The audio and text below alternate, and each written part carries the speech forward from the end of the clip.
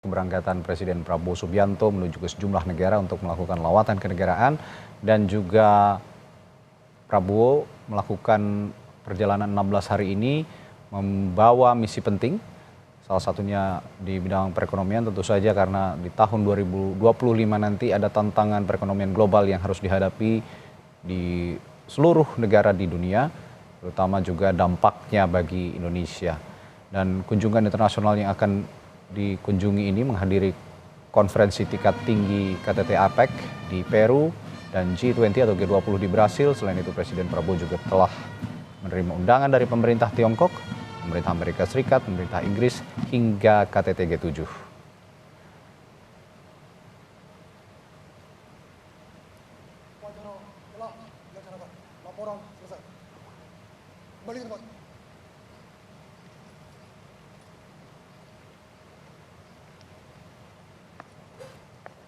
Baik, Presiden Prabowo Subianto mulai lawatan perdana ke sejumlah negara hari ini. Lawatan direncanakan akan berlangsung selama 16 hari. Lalu apa yang bisa dilihat dari kunjungan kerja ini?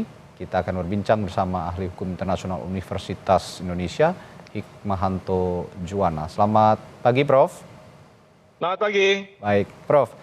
Ada Tiongkok, Amerika Serikat, Peru, Brasil, dan Inggris yang terakhir yang akan dikunjungi oleh Presiden Prabowo Subianto. Kalau kita bedah, apa yang menjadi kepentingan Indonesia hingga negara-negara ini yang dipilih dalam kunjungan perdananya Prabowo Subianto ke luar negeri ini, Prof?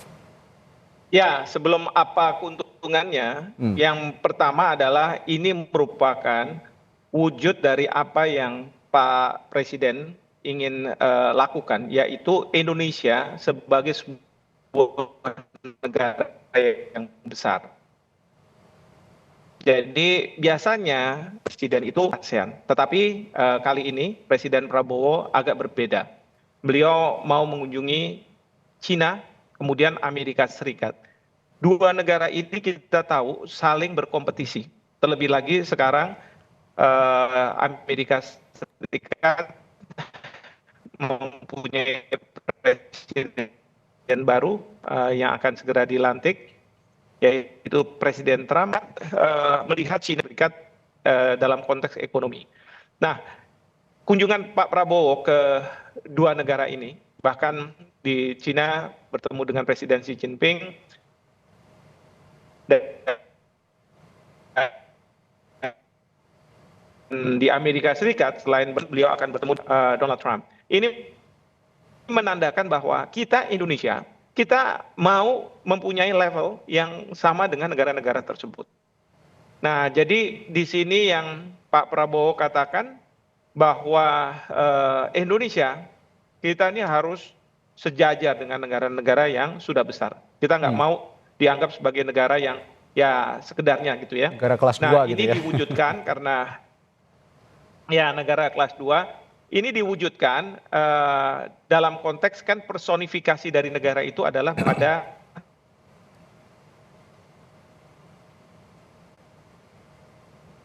kepala pemerintahan atau kepala negaranya. Dan ini yang tetap bersih. Yang kedua, tentu perjalanan ini ada tujuan-tujuannya.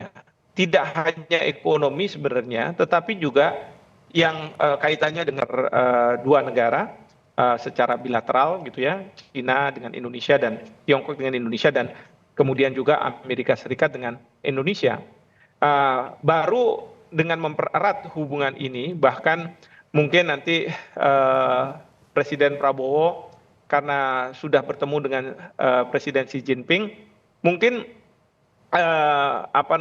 pertemuan ini meskipun resmi tetapi lebih kolegial gitu ya, bertemunya teman lama.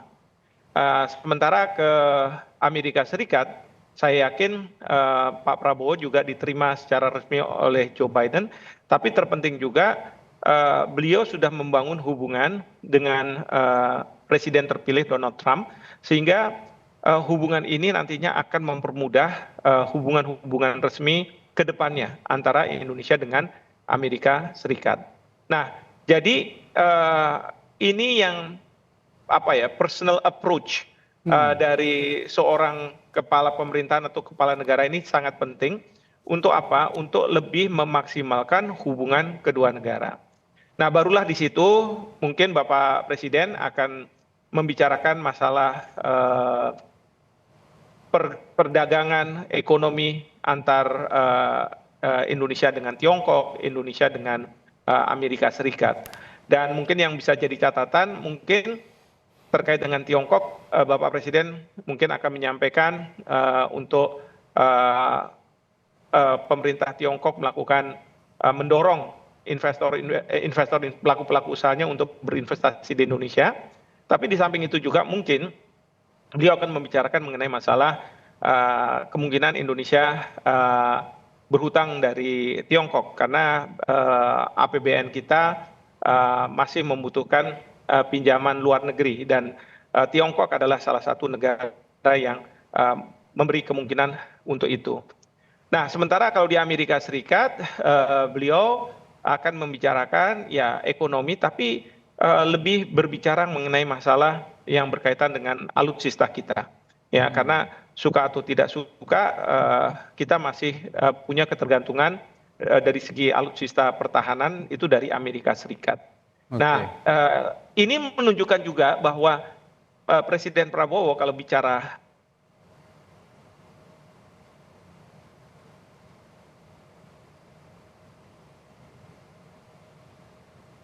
mengenai masalah ini adalah menjaga jarak. Dengan Cina kita bicara, tapi dengan Amerika Serikat kita akan bicara mengenai masalah alutsista pertahanan dan kemudian juga mungkin latihan bersama dan lain sebagainya. Sehingga seperti yang dalam pidato beliau pada waktu beliau dilantik di MPR, beliau mengatakan bahwa kita tidak akan masuk dalam salah satu blok itu ya. Kita akan menjalankan politik luar negeri yang bebas aktif. Nah, seperti itu kira-kira. Baik, saya tertarik dengan kata-kata atau kalimat Prof. Hik soal personal approach Presiden Prabowo terhadap khususnya dua negara, Amerika Serikat dan Tiongkok. Kita tahu bahwa hubungan Amerika Serikat dengan Tiongkok ya tidak sehat-sehat banget lah gitu ya, tidak lancar-lancar banget gitu. Karena ya ada ketegangan beberapa kali antara Amerika Serikat dan Tiongkok. Terlebih lagi secara spesifik jika Donald Trump nanti sudah dilantik begitu, hubungannya memang track recordnya Donald Trump dengan Xi Jinping ini tidak sinkron sepertinya ya, tidak terlalu akur gitu. Nah, kalau melihat kondisi seperti itu yang mana Amerika Serikat dan Tiongkok dalam waktu belakangan ini kondisinya tegang, apakah Prabowo sengaja datang ini ke dua negara ini menjelaskan posisi Indonesia yang memiliki posisi bebas aktif tadi, atau juga punya punya peran untuk meredakan ketegangan antara dua negara ini, Prof? Ya, yang pasti adalah beliau akan membicarakan masalah geopolitik gitu ya. Saya yakin dalam pertemuan nanti membicarakan masalah geopolitik dan kemudian memang akan menyampaikan kira-kira apa peran Indonesia yang kita bisa lakukan untuk meredakan ketegangan yang ada di Asia Pasifik ini. Ya, mungkin Pak Presiden akan menyampaikan kepada Presiden Xi Jinping terkait dengan kekhawatiran bahwa di kawasan ini akan terjadi ketegangan berkaitan dengan misalnya isu Taiwan. Ya, saya tidak tahu apakah ini akan langsung dibicarakan ya dengan straightforward gitu ya, straight to the point, atau isu yang lain adalah berkaitan dengan klaim 9 garis putus dari Tiongkok yang tidak hanya berpengaruh pada negara-negara di sekitar ya, negara-negara ASEAN, tapi juga termasuk Indonesia karena kita punya masalah di Natuna Utara meskipun kita tidak mengakui 9 garis putus itu. Nah, mungkin Bapak Presiden akan menyampaikan kira-kira apa ada upaya supaya kita tidak terus mencurigai nelayan-nelayan Cina masuk ke zona ekonomi eksklusif kita. Demikian juga dengan Coast Guard, kapal-kapal Coast Guard dari Cina yang membayang-bayangi nelayan kita. Itu mungkin akan dibicarakan. Sementara kalau di Amerika Serikat saya yakin isu Gaza itu akan dibahas oleh beliau gitu ya. Karena kita punya kepentingan juga karena kita ingin tetap ada di Gaza dalam hal kesehatan. Ya, jadi Pak Prabowo Presiden ketika menjadi Menhan sudah mengirim satuan kesehatan ke sana untuk membantu para korban terutama anak-anak dan wanita. Nah, yang kita khawatirkan itu kan UNRWA sekarang ini oleh Israel Israel dibuat undang-undang yang memperbolehkan untuk diserang. Jadi kita kan nggak mau bahwa pasukan kesehatan kita itu punya kerentanan untuk diserang oleh pihak Israel. Nah, di sini kemudian akan ada pembicaraan terkait dengan masalah ini, terutama juga dengan Presiden terpilih Donald Trump, ya karena kita tahu bahwa Donald Trump selalu berada di belakang Israel, ya, dan Donald Trump ini yang menyetujui kedutaan besar Amerika Serikat dipindahkan dari Tel Aviv ke Yerusalem. Memang Donald Trump itu mengatakan bahwa di bawah dia Amerika Serikat tidak akan memulai perang. Ini perlu mendapat kejelasan ya, mungkin nanti secara informal Bapak Presiden bisa mendengar gitu ya langsung. Apakah ini berarti Amerika Serikat di bawah Donald Trump akan berbicara ke Iran untuk tidak lagi melakukan serangan ke Israel, termasuk juga proksi-proksi yang Iran punya, Hamas, kemudian Hezbollah dan Houthi, ya, sehingga perdamaian bisa tercapai dengan catatan kalau misalnya Iran masih terus melakukan serangan, maka bukannya tidak mungkin Amerika Serikat akan terlibat dalam perang mendukung Israel dan menghabiskan Iran. Ya, tapi Donald Trump mungkin juga akan mengatakan bahwa sebagai kompensasinya adalah Palestina akan dimerdekakan oleh Israel, ya. Dan kalau misalnya ini terjadi, ini kan sangat luar biasa. Tapi dengan catatan pasti Israel dia akan mengatakan boleh Palestina merdeka, tetapi saya tidak mau Hamas melakukan serangan-serangan ke saya lagi. Nah, ini mungkin yang akan menjadi topik pembicaraan dengan Presiden terpilih Donald Trump. Oke, terkhusus pembicaraan Prabowo yang mungkin juga nanti akan dilakukan dengan Presiden terpilih Donald Trump dan masyarakat dunia, meskipun saya meyakini masyarakat Amerika Serikat ini tidak terlalu peduli dengan politik luar negeri, sebenarnya politik dalam negeri dan perekonomian dalam negeri ini lebih concern ke sana pemilih-pemilih Amerika Serikat yang memenangkan Donald Trump. Tapi masyarakat dunia banyak yang menganggap Donald Trump ini juga menang karena punya statement atau pernyataan untuk menghapuskan atau meredakan ketegangan di Timur Tengah termasuk di Israel dengan Palestina. Nah, dengan stigma seperti itu, apakah Prabowo juga punya andil nantinya, sepertinya pembicaraan ke arah sana seperti Prof. Hik bilang, adakah andil Presiden Prabowo Subianto juga untuk menegaskan kembali komitmen Donald Trump untuk meredakan ketegangan Israel-Palestina, Prof? Ya, bukannya tidak mungkin. Yang pasti adalah harus ada pembicaraan dulu tentang Gaza ini, ya.